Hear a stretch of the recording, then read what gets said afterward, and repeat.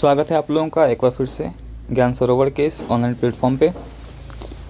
आज मैं आप लोगों के समक्ष आया हूँ केमिस्ट्री का एक चैप्टर जो कि फाइबर केमिस्ट्री से आता है, बहुलक यानी कि पॉलीमर को लेकर।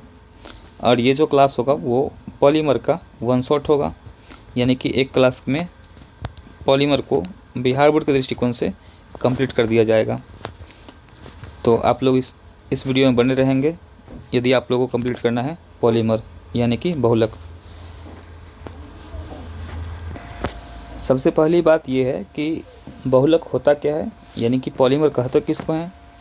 तो हमारे पास एक बेसिक सा एग्जांपल है। सपोज कि हमारे पास एक फॉर्मूला है एथीन का, और आप सभी को मालूम है कि एथीन जो है ये किस ग्रुप से आता है। तो चूँकि ENE लगा हुआ है यानी ये एल्कीन है, और यदि ये एल्कीन है तो इसका फॉर्मूला क्या हो जाएगा, फॉर्मूला हो जाएगा CnH2n। और इस फॉर्मूले से यदि है एथ का मतलब होता है टोटल नंबर ऑफ कार्बन 2 रहेगा, एथ 2 में होता है तो फॉर्मूला क्या बन जाएगा, यहाँ 2 डालने से C2H4। ये फॉर्मूला एथीन का है। अब यही फॉर्मूला C2H4 जो है, जो हमारे पास एक बार था, यदि यही फॉर्मूला हमारे पास बहुत बार हो जाए, n बार हो जाए, तो अब चूँकि ये n बार हो जाएगा तो इसको हम क्या कहेंगे, चूँकि ये n टाइम हो जाएगा तो n टाइम के लिए इसके नाम के आगे लगाएंगे पॉली, यानी ये पॉली हो गया। और ये फॉर्मूला किसका था, एथीन का, पॉली एथीन। और इसी को जब साथ में बोलेंगे तो क्या बोलेंगे, इसी को बोलते हैं पॉलीथीन। तो पॉलीथीन का जो आप लोगों ने नाम सुना था, तो पॉलीथीन ये क्या हो गया, ये एथीन का एक बड़ा सा फॉर्मूला है। तो हम कह सकते हैं कि इस एथीन का पॉलीथीन क्या है, ये इसका पॉलीमर है यानी कि बहुलक है। इट मीन्स जब किसी फॉर्मूले को बार बार दोहराया जाए, बार बार आपस में जोड़ा जाए, तो उसके बाद जो फाइनली हम लोग को प्रोडक्ट प्राप्त होता है, जो बनता है, उसको हम लोग कहते हैं बहुलक यानी कि पॉलीमर। तो बहुलक का फॉर्मूला क्या हो, परिभाषा क्या हो जाएगा कि जब कोई सरल यौगिक बार बार स्वयं को दोहराता हो और दोहराकर एक कैसा बन जाए, बृहद अणु का निर्माण कर ले। बृहद अणु का मतलब होता है एक बड़ा अणु का निर्माण कर ले, यानी कि मैक्रो मॉलिक्यूल का अगर फॉर्मेशन कर लेता है जब भी कोई सिंपल मॉलिक्यूल, तो उस मैक्रो मॉलिक्यूल को हम लोग क्या कहते हैं, पॉलीमर कहते हैं। और जिस फॉर्मूले का रिपीटेशन हो रहा है, यानी ये जो एथीन था जिसका रिपीटेशन हुआ है, इस एथीन को कहा जाएगा कि ये एकलक है। इसको कहा जाएगा एकलक यानी कि मोनोमर। तो बहुत ही सिंपल बात है कि जिसका रिपीटेशन होगा ये क्या कहलाएगा, ये कहलाएगा मोनोमर यानी कि एकलक। और जब रिपीट होकर जो प्राप्त होगा इसको क्या कहेंगे, तो इसको हम लोग कहेंगे पॉलीमर यानी कि बहुलक। बहुत बार आएगा तो बहुलक, एक बार आएगा तो एकलक। सिंपल सा फंडा है, ठीक है। तो बिहार बोर्ड में बहुत बार क्या होता है कि ऑब्जेक्टिव में पूछा जाता है, कोई एक नाम दिया जाएगा और पूछेगा कि किसका बहुलक है। जैसे कि सिंपल अगर बात करें, अगर आपसे पूछा जाए कि बताइए पॉलीथीन किसका बहुलक है, तो यहाँ नाम से क्लियर दिख रहा है कि इसके अंदर एथीन बहुत बार आया होगा। पॉली मतलब बहुत बार, तो एथीन बहुत बार आया होगा, तो पॉलीथीन किसका बहुलक हो गया, एथीन का बहुलक हो गया। वैसे ही आपसे पूछा जाएगा कि बताइए पॉलिस्टर किसका बहुलक है, तो पॉली मतलब बहुत बार, कौन सा बहुत बार, एस्टर, यानी ये किसका बहुलक है, एस्टर का बहुलक है। तो पॉलिस्टर एस्टर का बहुलक है, ठीक है। तो कुछ बहुलक तो हम लोग नाम से ही देख लेंगे, बाकी जिसमें नाम चेंज होता है उसके ऊपर थोड़ा सा हम लोग बात करेंगे, ठीक है। जैसे एक नाम आपसे पूछा गया कि बताइए पॉलीप्रोपीन किसका बहुलक है, या पॉलीप्रोपीन का एकलक कौन है, तो क्या इसमें आंसर देंगे, पॉली मतलब बहुत बार, प्रोपीन मतलब इसका एकलक, तो प्रोपीन इसका आंसर होगा। तो आते हैं हम लोग बहुलक के डेफिनेशन पर। डेफिनेशन क्या लिखना है कि अनेक छोटे छोटे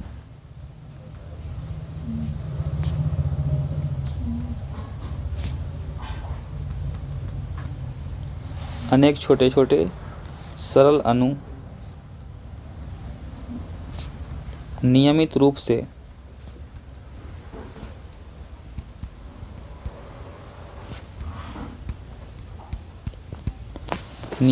से आपस में जुटकर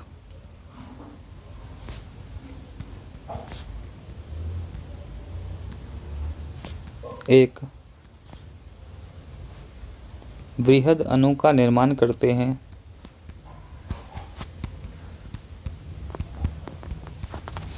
बृहद अणु का निर्माण करते हैं तो वह बृहद अणु बहुलक कहलाता है। तो ये हो जाएगा डेफिनेशन बहुलक का। ठीक है। In English, when many simple molecules meet together to form a macromolecule regularly, then that macromolecule is called polymer। तो ये डेफिनेशन हो जाएगा पॉलीमर का। ठीक है। यानी कि पॉलीमर क्या है, एक प्रकार का मैक्रोमोलिक्यूल है, ऐसा हम बोल सकते हैं।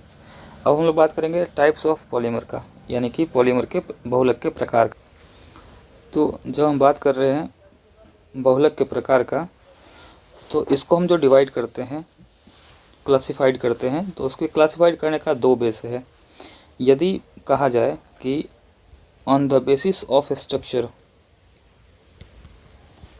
On the basis of structure, यानी कि संरचना के आधार पर,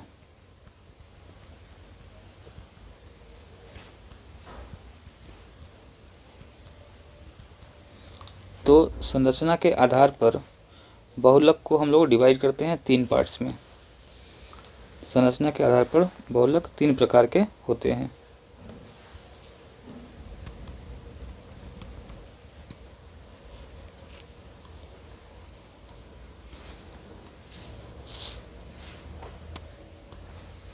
पहला जो इसका प्रकार है उसको हम लोग बोलते हैं रैखिक श्रृंखलायुक्त बहुलक।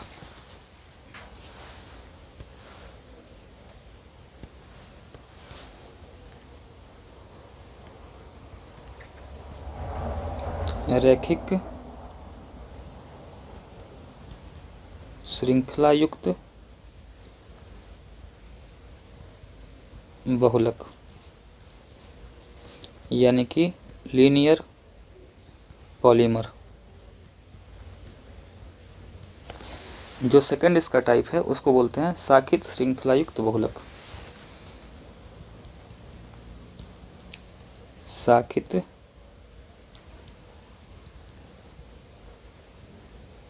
श्रृंखलायुक्त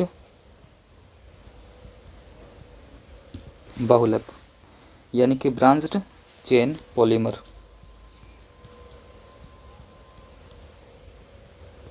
ब्रांच्ड चेन पॉलीमर, ये इसका सेकंड टाइप है। एंड जो थर्ड टाइप है उसको हम लोग कहते हैं तिर्यक बंधित बहुलक, यानी कि क्रॉस लिंक्ड। तिर्यक बंधित बहुलक।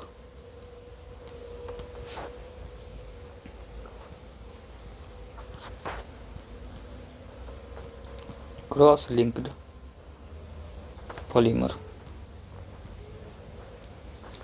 अगर हम तीनों में डिफरेंस की बात करें कि तीनों में डिफरेंस क्या है, तो बाय स्ट्रक्चर हम लोग डिफरेंस यहाँ पे बता सकते हैं। जो लीनियर पॉलीमर होते हैं वो कुछ इस प्रकार के होंगे। लीनियर होते हैं, इनको अपने अपने लेयर से, अपने अपने लाइन से मतलब है, ये लीनियर पॉलीमर हैं। और लीनियर पॉलीमर के जो एग्जाम्पल होंगे उनमें आते हैं पॉलीथीन,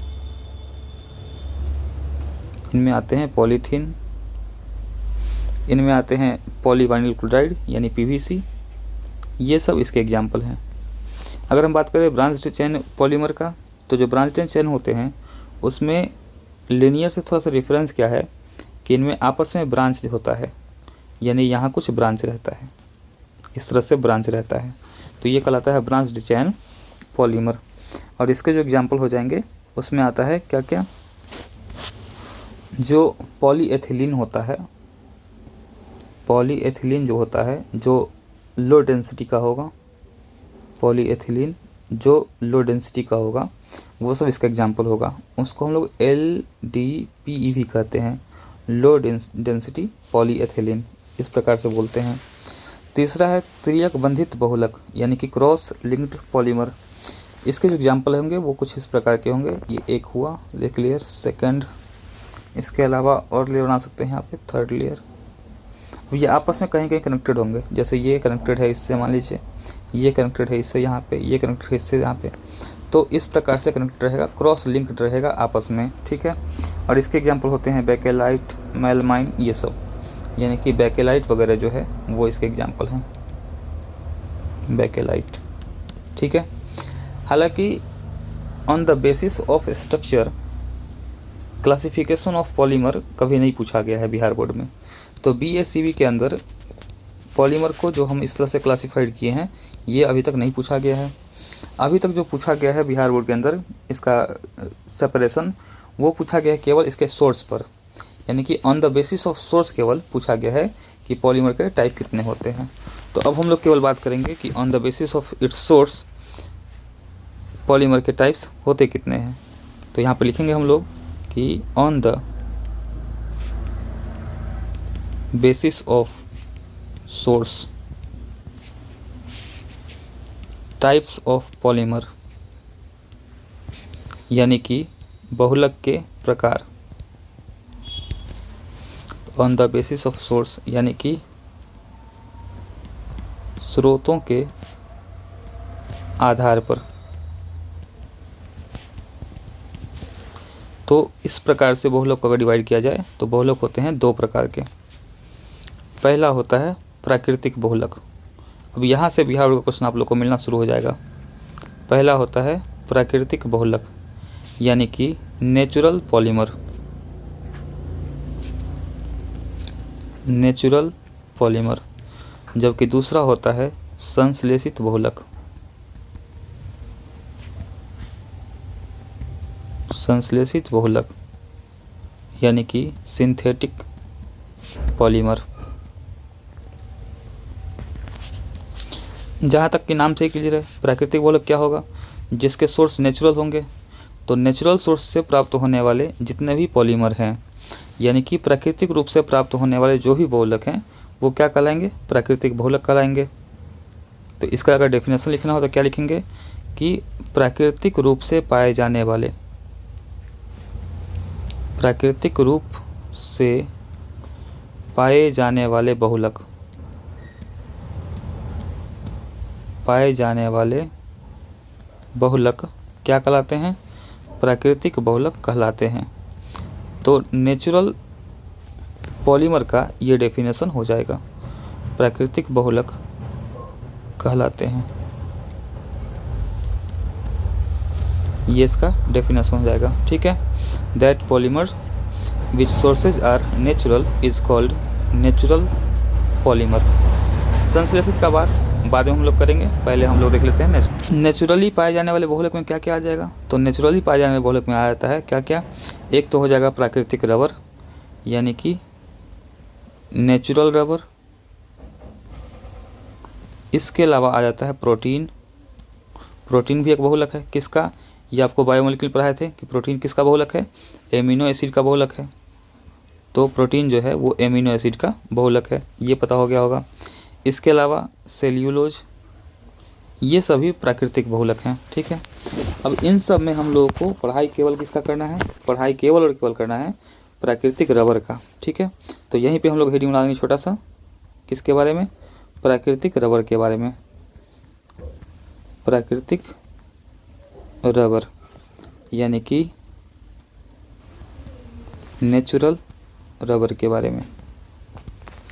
प्राकृतिक रबर के पाए जाने का जो सोर्स है वो सोर्स क्या है, तो वो सोर्स है रबर का पेड़, यानी कि प्राकृतिक रबर पाया कहाँ से जाता है, प्राकृतिक रबर एक पेड़ से पाया जाता है और उस पेड़ का नाम है हेबिया ब्रासिलियंसिस, हेबिया ब्रासिलियंसिस नाम के एक पेड़ से ये पाया जाता है।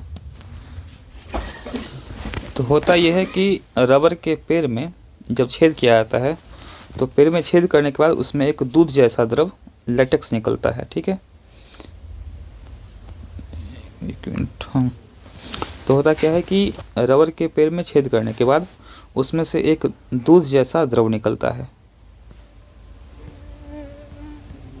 दूध जैसा द्रव निकलता है। इस द्रव को कहा जाता है लैटेक्स।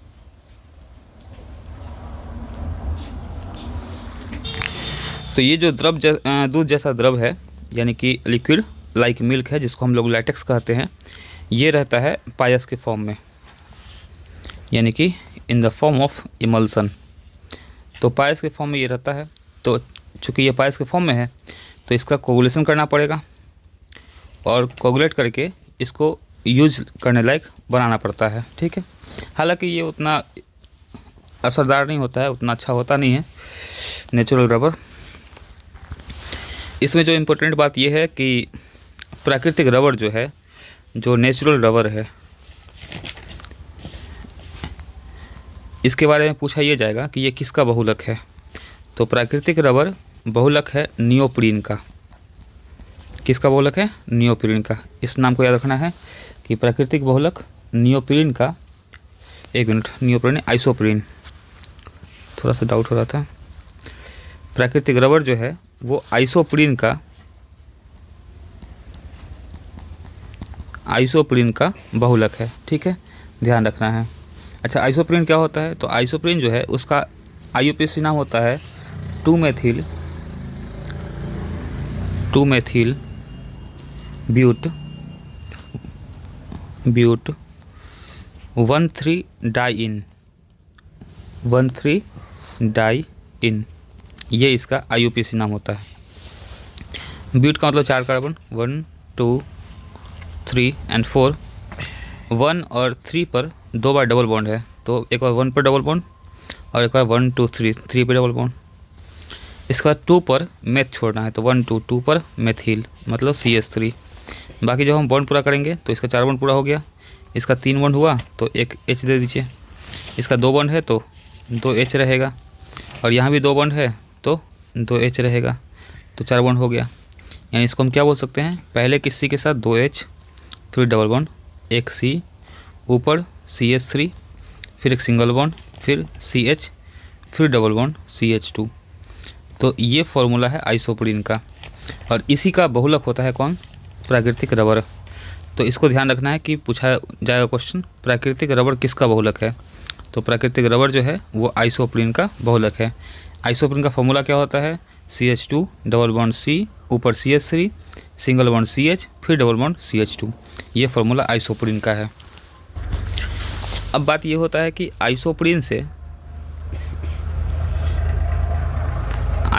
से प्राकृतिक रबर का निर्माण कैसे होता है? आइसोप्रीन से प्राकृतिक रबर का निर्माण कैसे होता है, यानी कि नेचुरल रबर बनता कैसे है?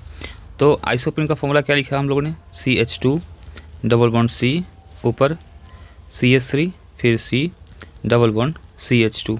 ठीक है, ये है आइसोप्रीन। ये रहेगा N बार। ठीक है, आइसोप्रीन रहेगा N बार, और इससे बनाना है हम लोग को प्राकृतिक रबर। तो होता क्या है कि ये जो डबल बॉन्ड है, डबल बॉन्ड टूटेगा। ठीक है, तो हो क्या जाएगा कि ये रहेगा CH2, फिर एक सिंगल बॉन्ड C, ऊपर CH3, ये डबल बॉन्ड रिप्लेस हो जाएगा, तो यहाँ पे डबल बॉन्ड, फिर आगे C, फिर सिंगल बॉन्ड CH2, और बॉन्ड फॉर्मेशन के लिए एक सिंगल बॉन्ड, एक सिंगल बॉन्ड।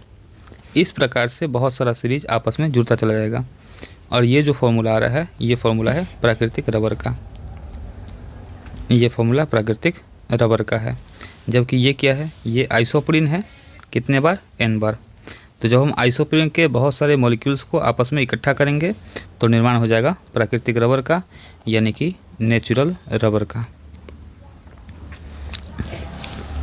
ऑब्जेक्टिव की नज़र से केवल आप लोग को याद क्या करना है? केवल याद करना है कि जो नेचुरल रबर है, यानी कि जो प्राकृतिक रबर है, वो किसका बहुलक है?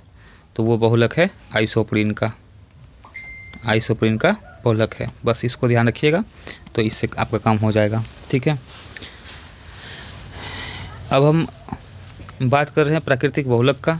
तो प्राकृतिक बहुलक में नेचुरल पॉलीमर में क्या क्या एग्जाम्पल आया था? तो इसमें एग्जाम्पल आया था नेचुरल रबर, प्रोटीन, उसके बाद सेल्यूलोज, ये सब।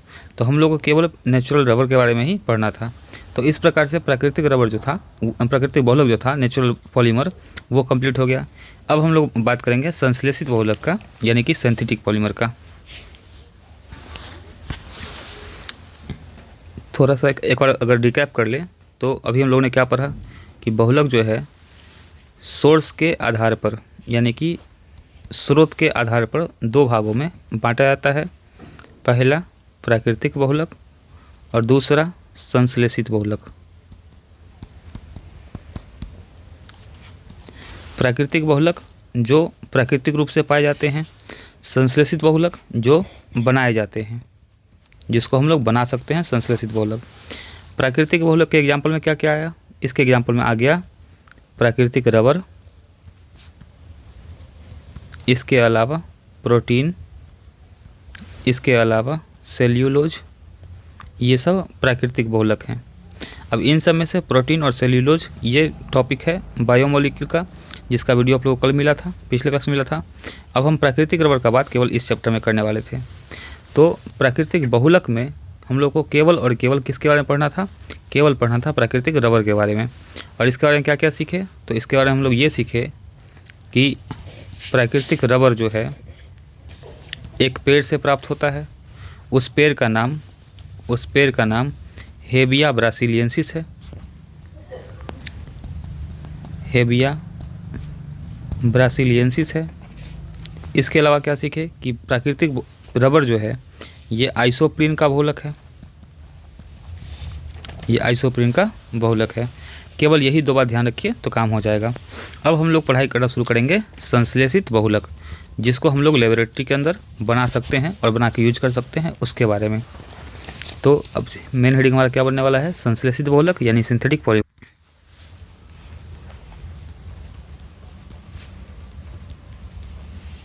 संश्लेषित बहुलक।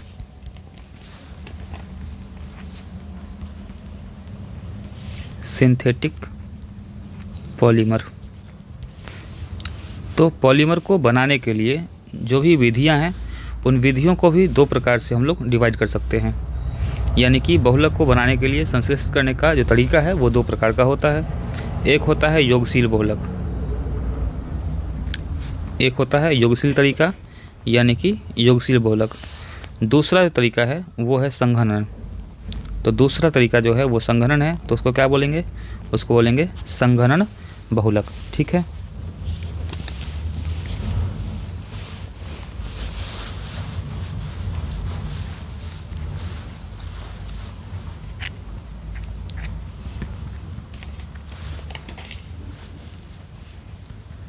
एडिशन, पॉलीमराइजेशन एंड कंडेंसेशन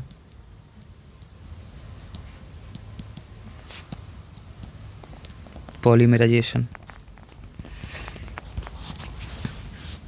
तो सिंथेटिक पॉलीमर जो है वो भी दो पार्ट में डिवाइड किया जाता है। ठीक है, एडिशन और कंडेंसेशन।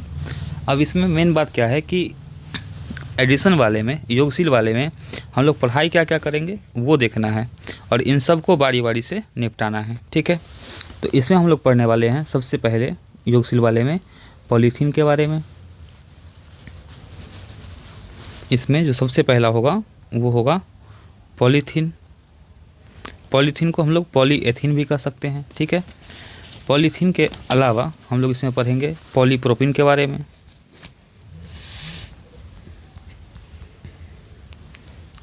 पॉलीप्रोपीन के बारे में। इसके अलावा हम लोग पढ़ेंगे पॉलीएस्टाइरीन के बारे में। पॉलीएस्टाइरीन के बारे में। जो अगला हेडिंग होगा वो होगा टेफ्लॉन के बारे में। टेफ्लॉन के अलावा पीवीसी के बारे में, यानी कि पॉलीवाइनिल क्लोराइड के बारे में। पॉलीवाइनिल क्लोराइड के बाद जो हम लोग पढ़ेंगे वो होगा रबर के बारे में। संश्लेषित रबर। रबर भी दो तरह का होता है, एक होता है ब्यूना एन रबर और एक होता है ब्यूना एस रबर। तो इन दोनों के बारे में हम लोग इसमें देखेंगे, रबर का प्रकार। तो इतने सारे पॉइंट्स हम लोग को पढ़ने हैं इस हेडिंग में, योगशील बहुलक में। तो योगशील बहुलक में जो इम्पोर्टेंट पॉइंट है वो ये सब हैं। तो इन सब का अध्ययन हम लोग बारी बारी से अभी करना प्रारंभ करेंगे। संघनन बहुलक में, कंडेंस वाले में जो हम लोग पढ़ेंगे उसमें क्या क्या आएगा? तो इसमें आएगा नायलॉन के बारे में, इसमें पढ़ना है नायलॉन के बारे में। अब नायलॉन भी दो प्रकार का, एक नायलॉन 6,6 और एक सीधे नायलॉन 6, दो नायलॉन पढ़ेंगे। इसके अलावा संघनन वाले में पढ़ना है हम लोग को पॉलिएस्टर के बारे में, ठीक है, पॉलिएस्टर के बारे में।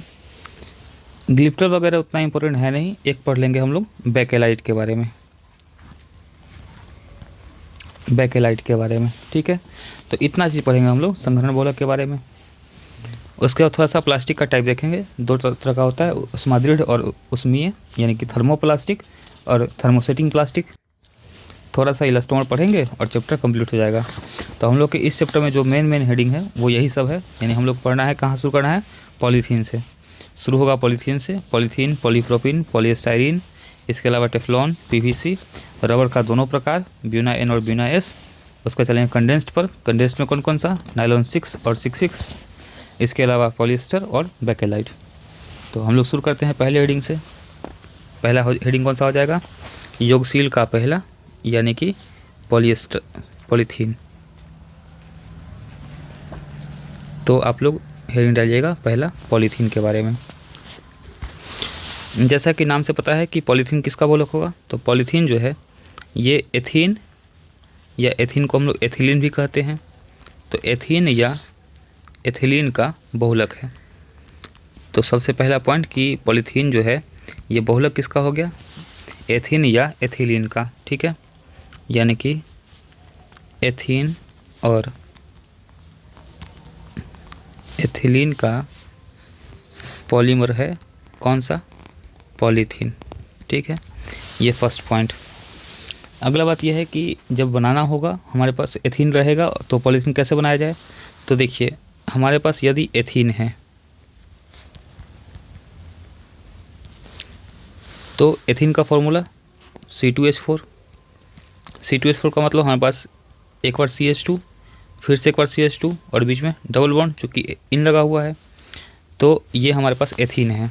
अब हमारे पास अगर एथीन n टाइम है, बहुत बार है, तो होगा क्या कि जब हम इसको इन प्रेजेंस ऑफ ऑक्सीजन 473 केल्विन पर गर्म करेंगे, 473 केल्विन के तापमान पर गर्म करेंगे, तो इसका जो डबल बॉन्ड है वो डिकम्पोज होगा और टूट कर क्या बनेगा, CH2 सिंगल बॉन्ड CH2, और ये बॉन्ड दोनों साइड आएगा n टाइम, और ये जो स्ट्रक्चर बन रहा है इसी को हम लोग कहते हैं पॉलीथीन।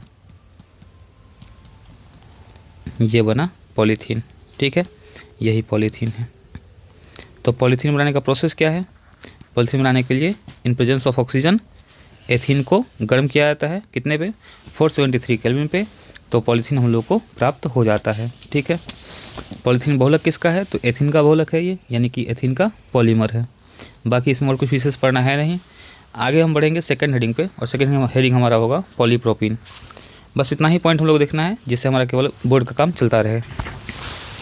पॉलीप्रोपिन जो है इसका निर्माण किया गया था पॉलीथीन को रिप्लेस करने के लिए, यानी कि पॉलीथीन में कुछ कमियां थी, उन कमी को पूरा करने के लिए या दूर करने के लिए बनाया गया किसको, पॉलीप्रोपिन को। पॉलीप्रोपिन बनाने का श्रेय आता है इटली के एक साइंटिस्ट को। इटली के एक साइंटिस्ट थे जिनका नाम था नाटा। इन्होंने पॉलीप्रोपिन को बनाया था 1960 में, और इस काम के लिए नाटा को 1963 में दिया गया था नोबेल प्राइज़ दिया गया था, ठीक है। तो ये थोड़ा सा साइड का बात हो गया कि पॉलीप्रोपिन क्यों बना था, तो पॉलीथीन को रिप्लेस करने के लिए बनाया किसने था, तो इटली के साइंटिस्ट हैं नाटा, इन 1960 बनाए थे। आफ्टर 3 इयर्स उनको नोबेल प्राइज़ से नवाजा गया था, ठीक है। अब पॉलीप्रोपिन में हम लोग क्या क्या पढ़ेंगे, बहुलक किसका है ये, तो ये प्रोपिन का बहुलक है, नाम से क्लियर है कि ये प्रोपिन का बहुलक है, यानी polypropene is the polymer of propene. अब प्रोपिन क्या होता है, तो प्रोपिन का मतलब हो गया total number of carbon 3 time, और उसके अंदर एक बार रहेगा डबल बॉन्ड, ठीक है। तो हम लोग फॉर्मूला क्या लिखेंगे, CH3 CH double bond CH2, ये है प्रोपिन। अब यदि इसी प्रोपिन को ज़्यादा बार दे दिया जाए, यानी कि CH3 CH double bond CH2 यदि हमारे पास बहुत बार हो, ठीक है, और इसको भी यदि गर्म किया जाए, हालांकि गर्म करने के लिए टेम्परेचर कम चाहिए, 373 केल्विन का तापमान दिया जाए और 10 एटीएम का प्रेशर दिया जाए और यहाँ पे उपस्थित रहेगा AlR3 यानी एल्युमिनियम और किसी भी एल्किल का 3 टाइम, ठीक है। अगर उपस्थित रहेगा तो होगा क्या कि ये जो डबल बॉन्ड है ये डिकम्पोज होगा और क्या बनेगा, ये बन जाएगा। तो देखो इसका डिकम्पोज कैसे होगा कि ये जो CH3 है इसको ब्रांच बना के ऊपर कर लो। तो पहले लिखेंगे इस CH को, तो पहले हो गया ये CH, इसके ऊपर गया CH3, इसके बाद था CH2 और चूँकि सिंगल बॉन्ड टूटा है बॉन्ड तो ये बॉन्ड आगे आ जाएगा और दोबारा इस फॉर्मूले को रिपीट करो। तो रिपीट करने से क्या आएगा, फिर से CH, ऊपर CH3 और इस साइड CH2 और ये हो जाएगा N टाइम। थोड़ा सा इसको फ्रेश से लिखते हैं नीचे में।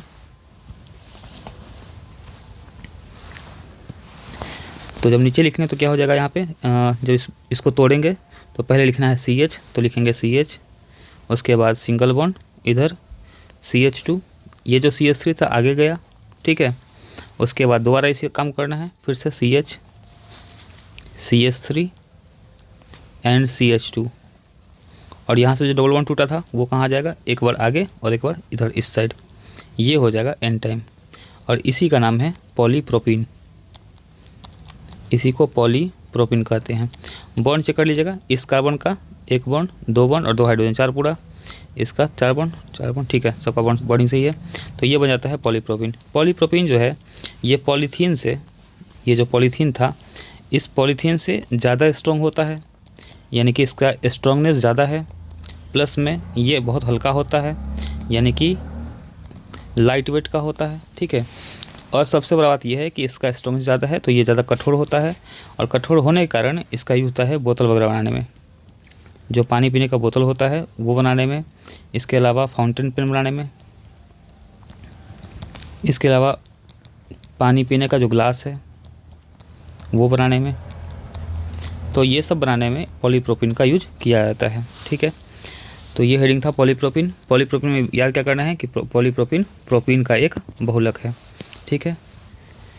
आगे बढ़ते हैं, अगला जो हमारा नेक्स्ट हेडिंग होगा वो क्या है, अगला हेडिंग है पॉलीस्टाइरीन।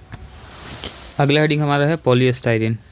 नाम से क्लियर है पॉलीस्टाइरीन किसका बहुलक होगा, तो ये एस्टाइरीन का बहुलक है, यानी polystyrene is the polymer of styrene. अब ये एस्टाइरीन क्या होता है, थोड़ा इसके बारे में बात कर लेते हैं। एस्टाइरीन का मतलब है कि हमारे पास एक बेंजीन हो और उस बेंजीन के ऊपर हमारे पास एक बेंजीन हो और उस बेंजीन के ऊपर 2 कार्बन यानी CH और डबल बॉन्ड CH2 ये रहे, इसको एस्टाइरीन बोलते हैं। अगर ये एस्टाइरीन हमारे पास N टाइम है यानी कि बहुत बार है और इसको यदि गर्म किया जाए in presence of dibenzoyl peroxide C6H5 CO2 time and O2, ये है डाइबेंजोइल पेरोक्साइड।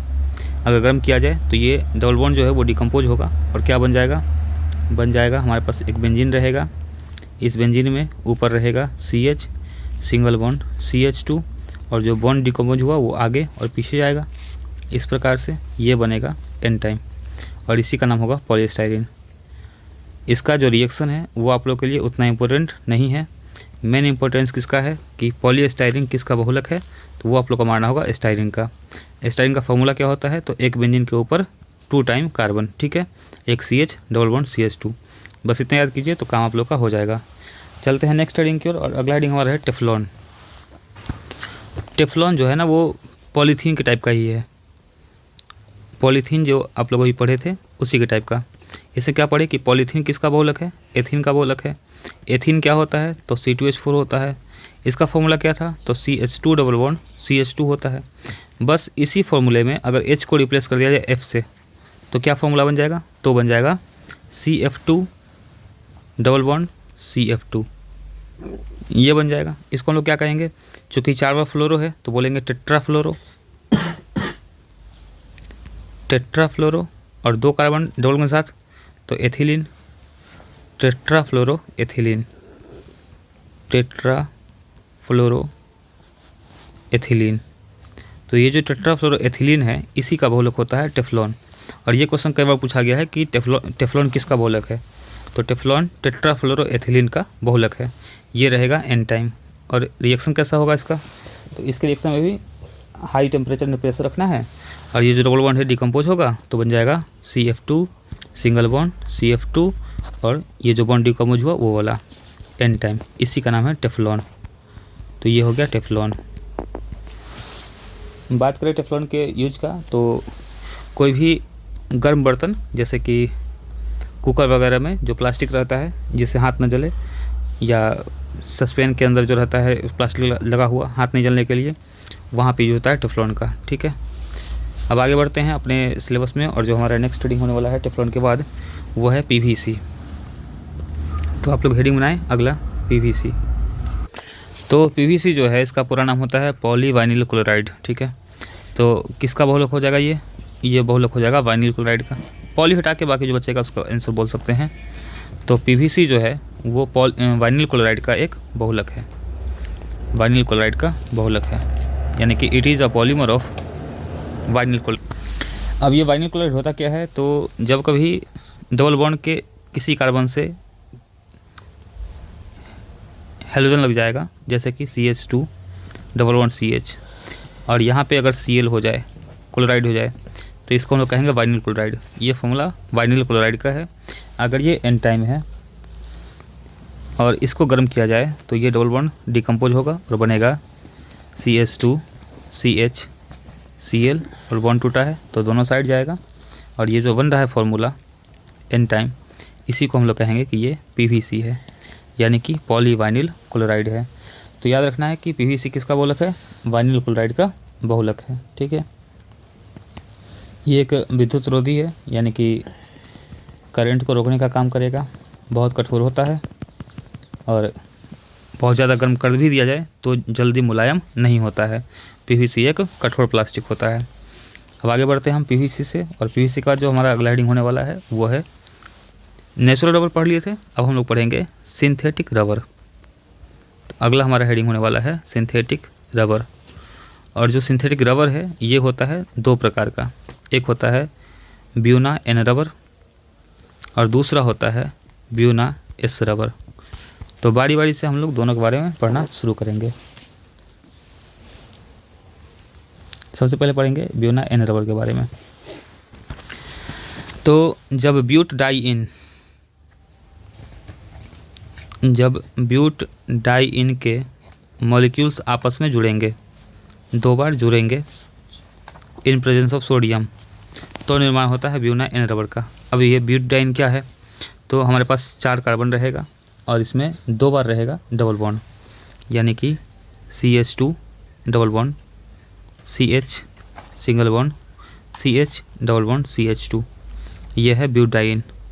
जब इसी फॉर्मूले को 2 बार जोड़ा जाए, यानी फिर से CH2 double bond CH single bond CH double bond CH2, इनको आपस में जोड़ा जाए इन प्रेजेंस ऑफ सोडियम, तो होगा क्या कि एक ये डबल बॉन्ड डिकम्पोज होगा, टूटेगा, तो इसको आगे ले लीजिए पहले डबल बॉन्ड, फिर बच गया CH2।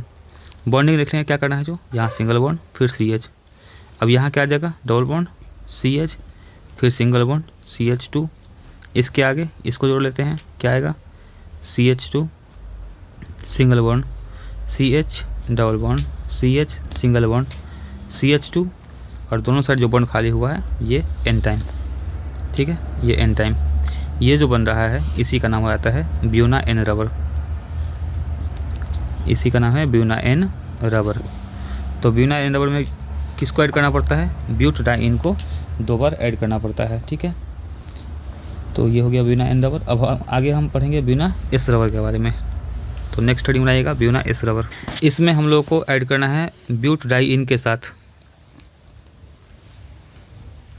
ब्यूटाडाइन के साथ ऐड करना है स्टाइरिन, ब्यूटाडाइन और स्टाइरिन को ऐड करना है। ठीक है, ब्यूटाडाइन के बारे में भी हम लोग क्या देखे हैं कि CH2 सिंगल बॉन्ड CH, अच्छा यहाँ डबल बॉन्ड C फिर single bond CH double bond CH2, ये है ब्यूटाडाइन एन टाइम। इसमें जोड़ना है स्टाइरिन। स्टाइरिन क्या होता है, तो एक बेंजीन के ऊपर 2 कार्बन, यानी कि CH डबल बॉन्ड CH2। ठीक है, ये स्टाइरिन है एन टाइम। इन दोनों को ऐड करना है, इन दोनों को जोड़ना है। तो इसमें भी सेम काम होगा, ये जो डबल बॉन्ड है डिकम्पोज होगा और होगा क्या क्या, एक हमारे पास रहेगा ये बेंजीन, और इस बेंजीन के ऊपर क्या किया जाएगा, तो पहले से क्या है CH है, सिंगल बॉन्ड CH2 हो जाएगा क्योंकि बॉन्ड टूटना है। और इधर का बाकी लिखिए, तो इधर हो जाएगा यहाँ से क्या चीज़ CH2 single bond CH, double bond CH, single bond CH2 और ये बॉन्ड इस प्रकार से हो जाएगा। और ये जो बन रहा है एन टाइम, इसी को कहा जाएगा Buena S rubber, Buena S rubber. तो ब्यूना एस रबर में क्या क्या मिलाना पड़ा, तो इसे मिलाना पड़ा ब्यूट डाइइन के साथ स्टाइरिन को, जो कि ब्यूना एन में क्या था, ब्यूना एन में ब्यूट डाइइन के साथ ब्यूट डाइइन को ही मिलाना पड़ा था। तो ये था सिंथेटिक रबर का दो प्रकार, ब्यूना एन और ब्यूना एस। इसके अलावा एक और रबर हम लोग पढ़ लेंगे नियोप्रीन, ठीक है। तो थोड़ा सा एक बार छोटा हेडिंग बनाएंगे, नियोप्रीन। नियोप्रीन रबर जो है ये बहुलक होता है क्लोरोप्रीन का, ये क्लोरोप्रीन का एक बहुलक है। तो नियोप्रीन किसका बहुलक है, क्लोरोप्रीन का। अब ये जो क्लोरोप्रीन है इसका IUPAC नाम क्या होता है, तो इसका IUPAC नाम होता है 2 क्लोरो ब्यूट 1,3 डाइइन, ये इसका IUPAC नाम होता है। तो चूँकि यहाँ ब्यूट है तो ब्यूट का मतलब 4 कार्बन, 1 2 3 और 4 कार्बन। सेकंड कार्बन पर क्लोरो, यानी सेकंड पर हो जाएगा यहाँ पे क्लोरो। 1 और 3 पर डाइइन, तो 1 पे इन और 3, 1 2 3 पे इन। अब बॉन्ड पूरा करेंगे तो इसके साथ H2 हो जाएगा, यहाँ पे H रहेगा, फिर सिंगल बॉन्ड और इसका 4 बॉन्ड पूरा हो गया। तो ये फॉर्मूला हो जाएगा H2 यहाँ पे, ये फॉर्मूला हो जाएगा किसका, क्लोरोप्रीन का, और ये रहेगा एन टाइम। जब इसका हम बहुलीकरण करेंगे, जब इसको हम आपस में जोड़ेंगे, तो जब इसका बॉन्ड टूटेगा, इस बॉन्ड को तोड़ दिया जाए तो क्या हो जाएगा, यहाँ से हो जाएगा बॉन्ड CH2, फिर से C, इसके नीचे Cl double bond CH CH2 और ये हो जाएगा एन टाइम, ये हो जाएगा एन टाइम। ये जो बन रहा है इसको कहा जाएगा नियोप्रीन। तो ये फॉर्मूला है नियोप्रीन का। याद रखना है कि नियोप्रीन किसका बहुलक है, तो नियोप्रीन बहुलक है क्लोरोप्रीन का, और क्लोरोप्रीन का दूसरा नाम क्या है, 2 क्लोरोब्यूट 1,3 डाइइन, ठीक है। तो इस प्रकार से हम लोग का जो पहला हेडिंग था योगशील बहुलक वो कंप्लीट हुआ, और अब हम चलेंगे संघनन बहुलक की ओर, यानी कि कंडेंसेशन पॉलीमराइजेशन की ओर।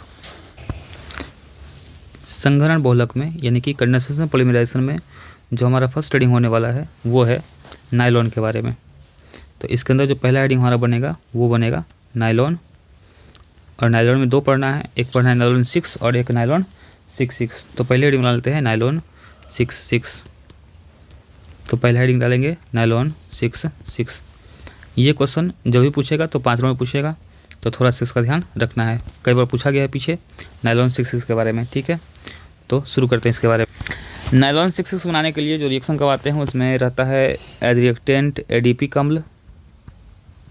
अब ये ज़्यादा इम्पोर्टेंट है, ADP का अम्ल। ADP का अम्ल की अभिक्रिया करानी होती है हेक्सामेथिलीन डायमीन से। हेक्सामेथिलीन डायमीन, ये रिएक्शन बहुत ज़्यादा इम्पोर्टेंट है, इसको अच्छे से आप लोग देख लीजिएगा, एग्जाम में पूछे जाने की संभावना बहुत ज़्यादा है, ठीक है। हेक्सामेथिलीन डायमीन और ADP का अम्ल। ADP का अम्ल क्या होता है, तो कार्बोक्सिलिक एसिड जो होता है, यानी कि COOH, कार्बोक्सिलिक एसिड 2 बार,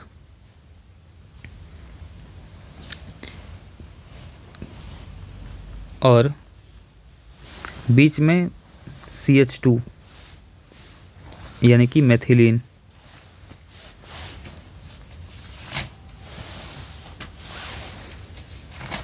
बीच में CH2 यानी कि मेथिलीन 4 बार, इसको कहते हैं ADP का अम्ल, ठीक है।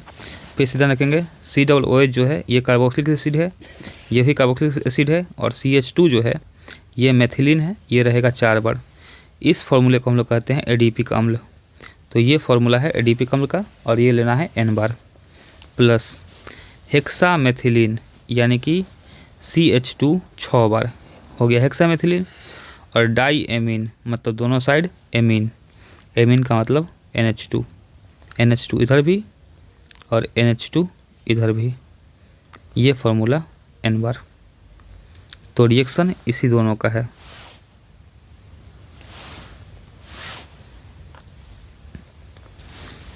ये हो गया हमारा एडिपिक अम्ल, और ये हो गया हेक्सामेथिलीन डाईएमीन। इनका करवाना है आपस में रिएक्शन। जब रिएक्शन होगा तो इसमें से हम लोग को पानी बाहर करना है। पानी बाहर करने का फॉर्मूला क्या हो जाएगा, यहाँ रहा OH, ये है OH, और यहाँ से एक H, तो H-OH कॉम्बिनेशन, पानी निकलेगा। सेम उसी तरह यहाँ है OH और यहाँ का एक H, तो H-OH कॉम्बिनेशन, तो N टाइम H2O बाहर, N टाइम H2O हो जाएगा बाहर। बाकी क्या क्या बचा उसको देखना है, जो बच रहा है उसको देखना है। तो चूँकि ये OH गायब हो गया तो बचेगा केवल एक बॉन्ड, फिर C, ऊपर में O, इसके बाद CH2 कितने बार, 4 बार, इसके बाद C, ऊपर में O, ये OH गायब हो गया है, बॉन्ड बचा हुआ है। इधर क्या बचेगा, NH बचेगा, तो NH, इसके आगे CH2 कितने बार, 6 बार, और इसके आगे NH, एक H तो निकल गया NH, ठीक है, और ये सिंगल बॉन्ड, ये बन जाएगा n बार। और ये जो फॉर्मूला आ रहा है इसी को कहा जाता है नायलॉन 66, इसी का नाम है नायलॉन 66। यहाँ जो 2 बार 6 लिखा हुआ है इसका मतलब क्या हुआ कि आधे में कितने बार कार्बन आया है, तो 4 कार्बन चूँकि मेथिलीन में है तो 4 कार्बन, एक 5 कार्बन, एक 6 कार्बन, इसलिए एक 6। और दूसरे सेकंड हाफ में भी कितना कार्बन है, तो यहाँ भी 6 कार्बन है, तो एक 6 इसके लिए, इसलिए इसके नाम में 2 बार 6 आता है। तो इस प्रकार से बनता है नायलॉन 6,6, ठीक है, ध्यान रखना है। ये है एडिपिक अम्ल और यह है हेक्सामेथिलीन डाईएमीन। ज़रूरत हो तो दोबारा इसको देख लीजिएगा तो काम हो जाएगा। नायलॉन 66 के बाद जो हमारा नेक्स्ट रीडिंग होने वाला है वो है नायलॉन 6। नायलॉन 6 में केवल याद ये रखना है कि इसमें यूज होता है कैप्रोलैक्टम का, बस इस नाम को ध्यान रखिएगा। पूछा जाएगा कि नायलॉन 6 में किसका उपयोग होता है, तो याद रखिएगा कैप्रोलैक्टम। इससे ज़्यादा इसमें आज तक कुछ पूछा नहीं गया है। नायलॉन 6 को यहीं पे छोड़ते हैं और आगे बढ़ते हैं अगले हेडिंग की ओर। अगला हेडिंग है पॉलिएस्टर।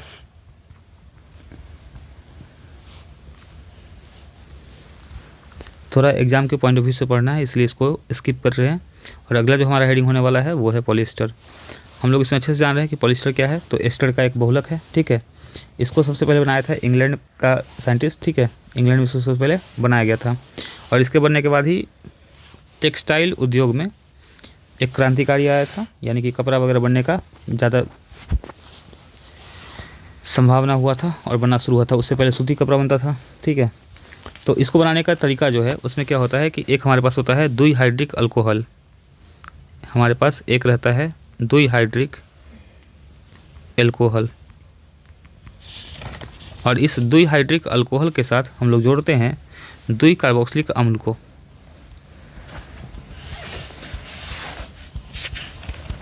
दुई कार्बोक्सिलिक अम्ल को इसके साथ जोड़ते हैं। अच्छा, यहाँ 2 हाइड्रिक का क्या मतलब, हाइड्रिक का मतलब होता है OH और 2 का मतलब 2 बार। तो एक ऐसा अल्कोहल मतलब एक ऐसा फार्मूला जिसमें 2 बार OH हो जाए, बीच में CH2 रहेगा, तो बीच में CH2 को हम ये डब्बा मान लेते हैं, ये CH2 है, तो CH2 बहुत बार हो गया और दोनों साइड क्या रहेगा, OH रहेगा। ये हो गया 2 हाइड्रिक अल्कोहल N टाइम। और इसमें ऐड क्या करना है, 2 कार्बोक्सिलिक अम्ल, यानी बीच में CH2 बहुत बार रहेगा और दोनों साइड से COOH, COOH, और ये भी कितने बार, N बार। इसका रिएक्शन हम लोग को करवाना है। अब इसमें से ये जो लास्ट का OH दिख रहा है, ये OH और ये H जो है पानी बन के बाहर हो जाएगा, तो N टाइम H2O बाहर हो जाएगा। बाकी क्या बचेगा, तो बाकी बचेगा यहाँ पे OH, इसके आगे CH2 का डब्बा, इसके आगे चूँकि ये गायब हो गया, छोड़ दीजिए इसको, तो क्या बचा, यहाँ से बच गया OCO, इसके आगे फिर से CH2 का डब्बा, इसके बाद COOH। ठीक है, तो ऐसे ही कुछ बन जाएगा। ये फॉर्मूला रिपीटेशन होगा, इसका रिपीटेशन होगा N बार, और ये जो बना इसी का नाम है पॉलिएस्टर, इसी का नाम पॉलिएस्टर है। तो आप लोग को ध्यान के रखना है कि पॉलिएस्टर बनाने के लिए यूज किसका करते हैं, तो एक द्विहाइड्रिक अल्कोहल का और एक द्विकार्बोक्सिलिक अम्ल का उपयोग इसमें किया जाता है। तो ये था पॉलिएस्टर। पॉलिएस्टर के बाद अगला हेडिंग जो होगा हम लोग का वो होना है बेकेलाइट।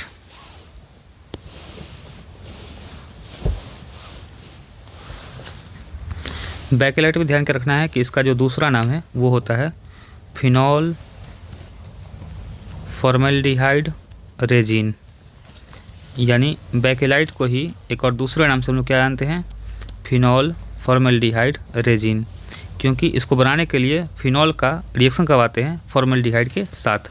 बाकी रिएक्शन आज तक बिहार बोर्ड में पूछा नहीं किया है, तो इसके बारे में विशेष जानकारी हम लोग को नहीं लेना है। आगे जो हम लोग पढ़ेंगे वो हम लोग का होगा उष्मीय प्लास्टिक, उष्मीय और उष्मादृढ़, उष्मीय और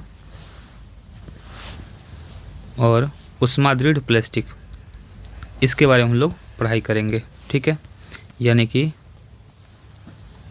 थर्मोप्लास्टिक एंड थर्मोसेटिंग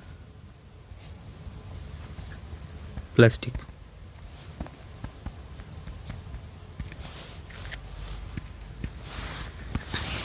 देखिए, मान लेते हैं कि हमारे पास कोई एक प्लास्टिक है। इस प्लास्टिक को जब हम गर्म करेंगे तो गर्म करने पर क्या होगा, ये थोड़ा सा सिकुड़ेगा, तो गर्म करने पर ये सिकुड़ जाता है। फिर जब ठंडा होगा तो ठंडा होकर ये फिर से कड़ा हो जाएगा। ठीक है, यानी कि कठोर हो जाएगा। तो गर्म करने पर मुलायम होता है, जबकि ठंडा हो जाने पर वो कठोर होता है। तो यदि किसी प्लास्टिक को बार बार गर्म करे और बार बार वो मुलायम बने फिर कठोर बने, मुलायम बने फिर कठोर बने, अगर ऐसा बार बार हो रहा है तो वैसे प्लास्टिक को हम लोग कहते हैं उष्मीय प्लास्टिक। उसको हम कहेंगे उष्मीय प्लास्टिक, यानी कि थर्मोप्लास्टिक। ठीक है, इसका एग्जाम्पल हो जाएगा PVC, पॉलीथीन, ये सब इसी का एग्जाम्पल है। ठीक है, जिसको हम बार बार गर्म करेंगे तो वो मुलायम होगा, ठंडा करेंगे तो फिर से कड़ा हो जाएगा, कठोर हो जाएगा। लेकिन यदि किसी प्लास्टिक को हम एक बार गर्म करें और गर्म करने पर वो मुलायम हो जाए, पहली बार गर्म करने पर मुलायम हो जाए, फिर उसको जिस आकार में बनाना है उस आकार में ढाल लें, और जब ये ठंडा हो जाए तो उसमें कैसा हो जाएगा, ये मजबूत हो जाएगा, स्ट्रॉन्ग हो जाएगा, और दोबारा इसको गर्म करने पर ये नहीं पिघले, दोबारा गर्म करने पर मुलायम ना हो। यानी कि मुलायम केवल एक ही बार हो, पहली बार गर्म करने पर, दोबारा गर्म करने पर मुलायम ना हो, उस प्लास्टिक को हम लोग कहते हैं उष्मादृढ़ प्लास्टिक, उष्मादृढ़ प्लास्टिक। ठीक है, और इसका एग्जाम्पल हो जाता है बेकेलाइट। तो वैसा कोई प्लास्टिक जिसको बार बार गर्म करे तो मुलायम हो और ठंडा होने पर कठोर हो जाए, उसे हम कहेंगे उष्मीय प्लास्टिक। जबकि पहली बार गर्म करने पर मुलायम और ठंडा होने पर मजबूत होने के बाद दोबारा गर्म होने पर मुलायम ना हो पाए, उसे कहेंगे उष्मादृढ़ प्लास्टिक, यानी कि थर्मोसेटिंग प्लास्टिक। ये था उष्मीय और उष्मादृढ़ प्लास्टिक के बारे में। इसके अलावा जो हमारा नेक्स्ट स्टडी होने वाला है वो है इलास्टोमर। केवल इन सब का चर्चा आप लोग को सुन लेना है, केवल इसके बारे में जानकारी रख लेना है। बाकी यदि क्वेश्चन पूछा गया तो इनको अपने शब्दों में आप लोग लिख लीजिएगा। ठीक है, जानकारी केवल रहे तो काफ़ी है। नेक्स्ट स्टडी हमारा है इलास्टोमर। एक ऐसा प्लास्टिक होता है जिसे आप लोग देखे होंगे कि एक बॉल ऐसा रहता है, जिसको दबाने के बाद इसके आकार में परिवर्तन हो जाए, लेकिन जैसे ही दाब हटाते हैं, जैसे ही प्रेशर हटाते हैं तो वापस से फूल के वैसा ही हो जाए। मतलब या बैलून वगैरह में, बैलून को दबाएं तो दब जाता है, फिर छोड़ें तो दोबारा वैसा हो जाए। तो यदि कोई रबर है या प्लास्टिक है जिसको दाब देने पर उसके आकार में परिवर्तन हो रहा हो, आकार में परिवर्तन हो, लेकिन जब दाब को हटा लिया जाए तो फिर से उसी आकार में आ जाए, तो वैसे किसी प्लास्टिक को हम लोग कहते हैं इलास्टोमर। ठीक है, जो अपने आकार में बार बार वापस आ जाए दाब हटाने पर, उसको हम लोग इलास्टोमर कहते हैं। ठीक है, तो ये बात था इलास्टोमर के बारे में। इसके अलावा एक और टर्म है जिसको जानकारी आप लोग को होना चाहिए, प्लास्टिसाइजर। एक वर्ड है प्लास्टिसाइजर। इस वर्ड का क्या अर्थ है वो आप लोग को समझाते हैं। प्लास्टिसाइजर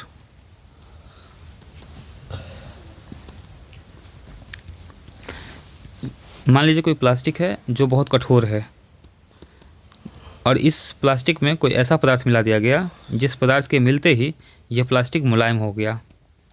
जिस पदार्थ के मिलने से प्लास्टिक मुलायम हो गया, तो वैसा पदार्थ जो प्लास्टिक को कठोर से मुलायम बनाता हो उस पदार्थ को हम लोग कहते हैं प्लास्टिसाइजर। तो किसी भी प्लास्टिक को मुलायम बनाने के लिए जिस पदार्थ का उपयोग करते हैं उसे प्लास्टिसाइजर कहते हैं। तो इतना ही बात आप लोग के लिए इम्पोर्टेंट था इस चैप्टर में। आशा करते हैं समझ में आ गया होगा। बाकी मिलते हैं अगले वीडियो में। धन्यवाद।